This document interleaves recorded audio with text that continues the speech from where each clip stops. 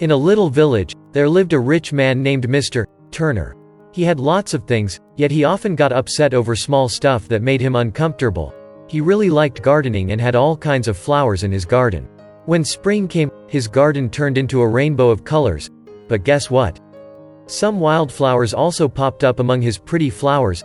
These wildflowers were simple, but they had their own charm. Mr. Turner didn't like this. He didn't want these wildflowers in his perfect garden. He pulled them out and threw them away, thinking that would solve the problem. But guess what?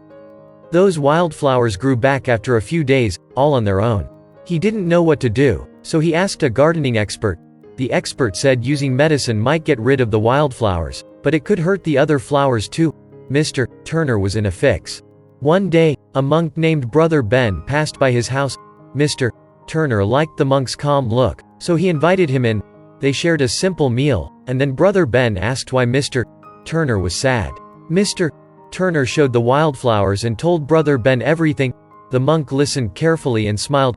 "My friend," he said, "you didn't plant those wildflowers, but they've come to your garden. Just like you love your pretty flowers, think about loving these wild ones too." Brother Ben continued, "Life's like a garden with both happiness and problems. Just like your flowers and wildflowers, good and bad things are together. Embrace them both, and you'll understand life better." Mr. Turner felt something click in his heart. He realized he was making a big fuss over nothing. He decided to stop fighting the wildflowers and let them grow beside his other flowers. With time, his garden turned into a mix of colors and shapes.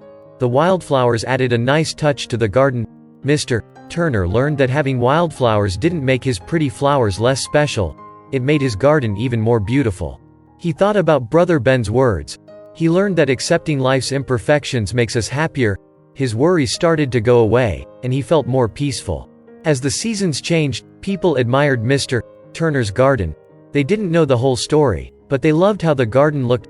It showed that life has ups and downs, just like flowers and wildflowers growing together. So the lesson is, Mr.